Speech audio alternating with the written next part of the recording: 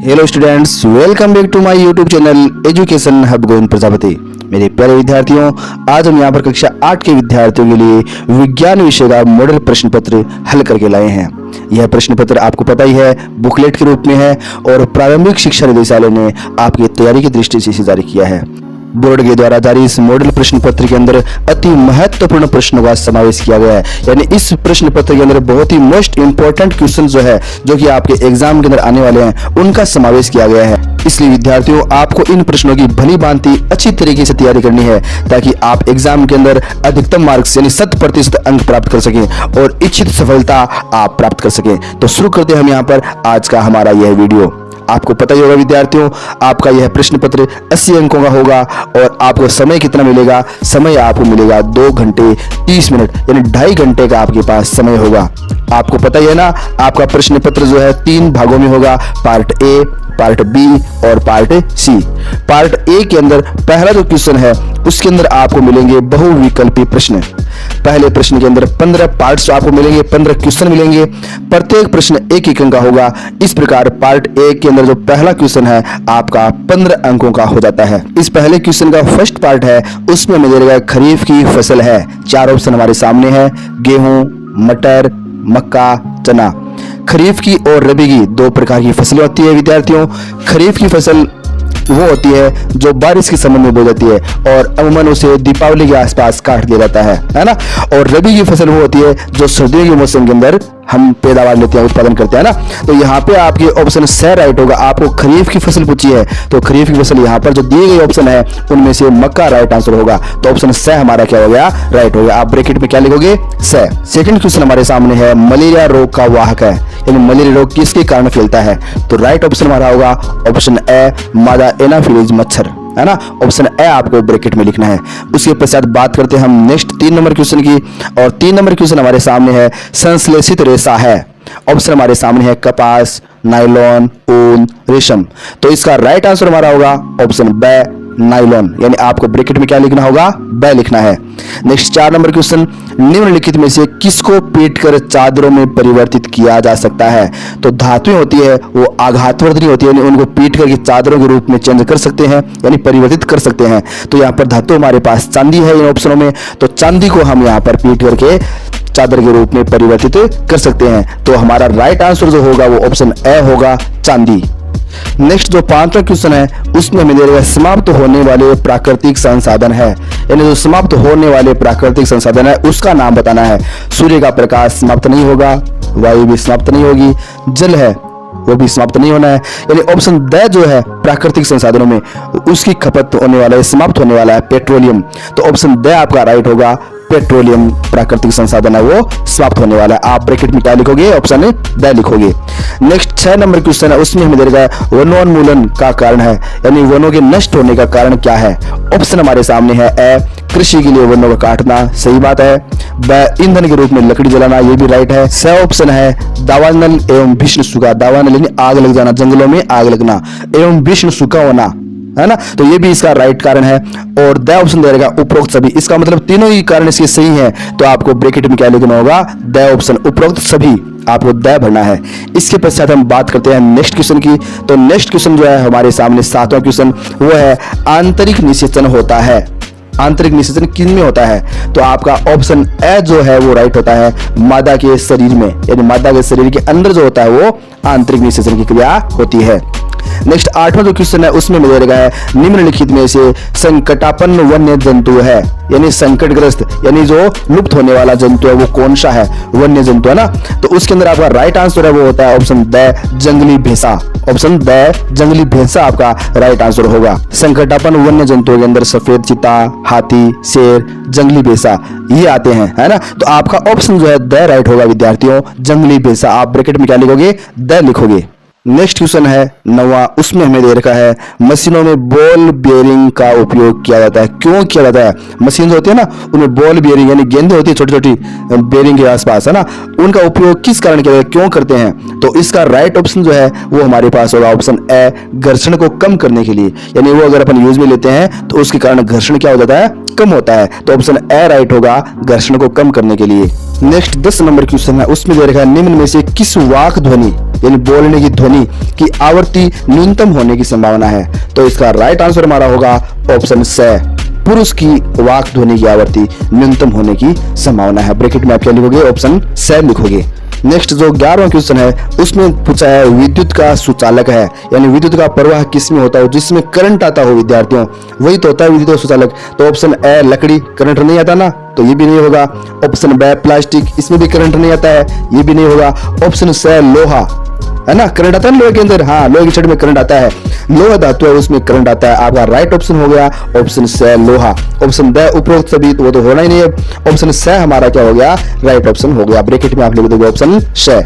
इसके पश्चात next question है, उसमें पूछा है जब कांच की छड़ को रेशम के कपड़े से रगड़ते हैं तो छड़, है ना, छड़ पर कौन सा चार्ज आता है और कपड़े पर कौन सा चार्ज आएगा। तो छड़ पर तो आएगा धनावेश चार्ज और कपड़े पर आ जाएगा ऋणावेश। तो आपका ऑप्शन बी राइट होता है, ऑप्शन बी, धनावेशित हो जाएगी छड़, है ना, छड़ धनावेशित हो जाती है और कपड़ा ऋणावेशित हो जाता है। राइट ऑप्शन आपका होगा ऑप्शन बी। नेक्स्ट 13वां क्वेश्चन है, उसमें पूछा है भूकंप आने का कारण है, आपको कारण बताना है, भूकंप क्यों आता है ना। तो ऑप्शन ए ईश्वर का प्रकोप, सही नहीं है। बी अतिवर्षा, ये भी राइट नहीं है। सी पृथ्वी की प्लेटों की गतियां, ये इसका राइट आंसर है, यानी यही कारण है भूकंप आने का, पृथ्वी की प्लेटों की गतियां। तो आपको ब्रैकेट में क्या लिखना होगा, ऑप्शन सी पृथ्वी की प्लेटों की गतियां। नेक्स्ट क्वेश्चन, लाल ग्रह के नाम से जाना जाने वाला ग्रह है। ऑप्शन हमारे पास में है मंगल, शुक्र, शनि, बुध, है ना।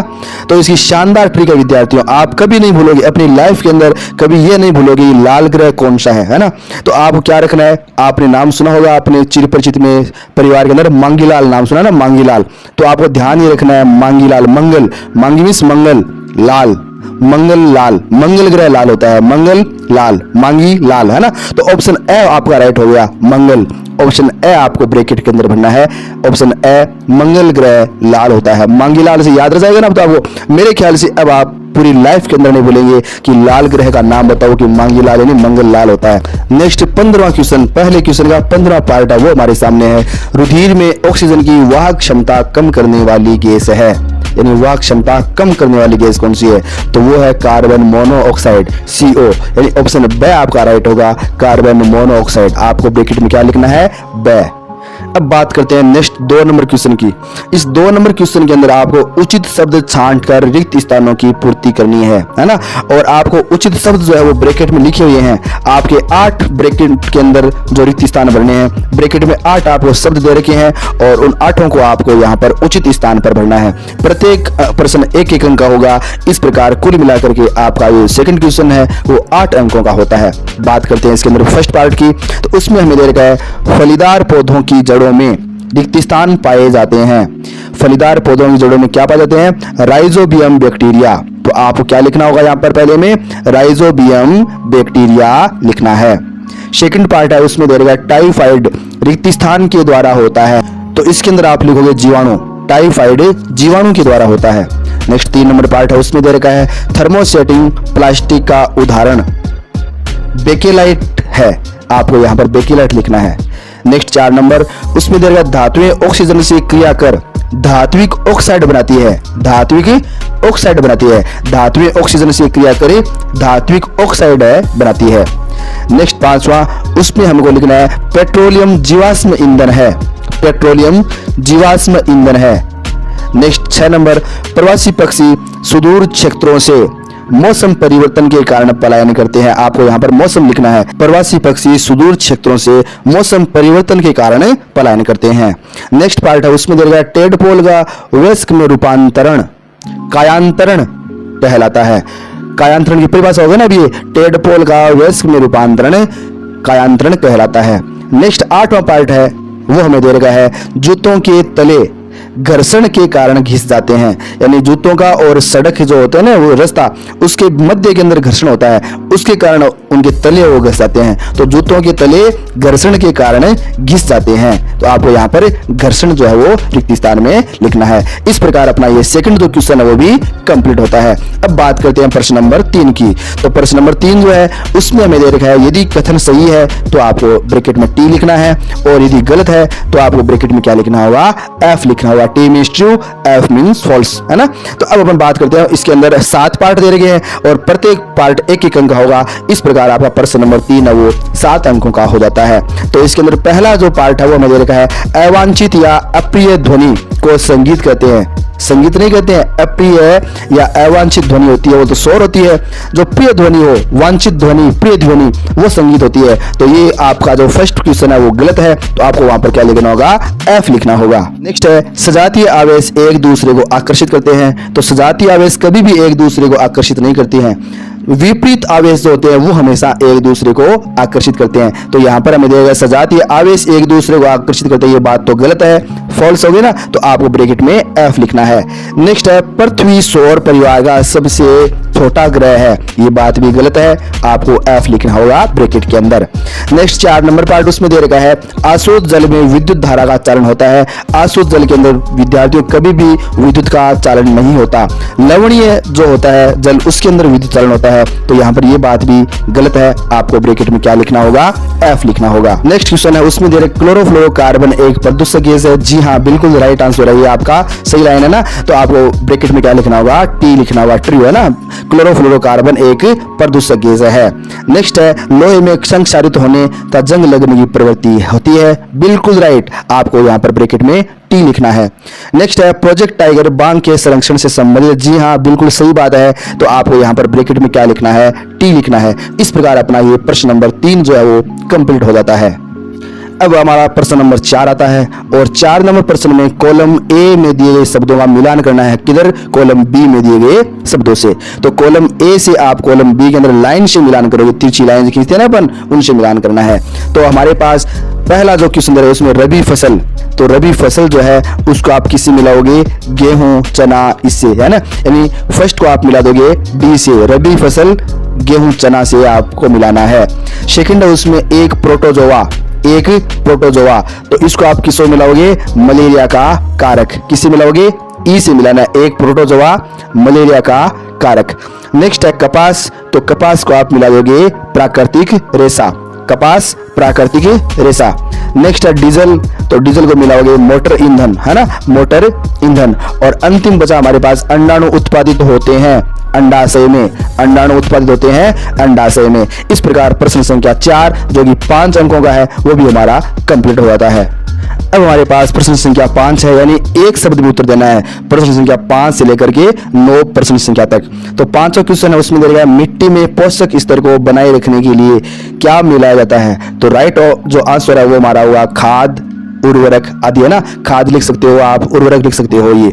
नेक्स्ट 6 नंबर क्वेश्चन है उसमें दे रहा है कैरम खेलते समय कैरम बोर्ड पर घर्षण कम करने के लिए किसका उपयोग किया जाता है, पाउडर का, किसका, पाउडर का उपयोग करते हैं, ठीक है ना।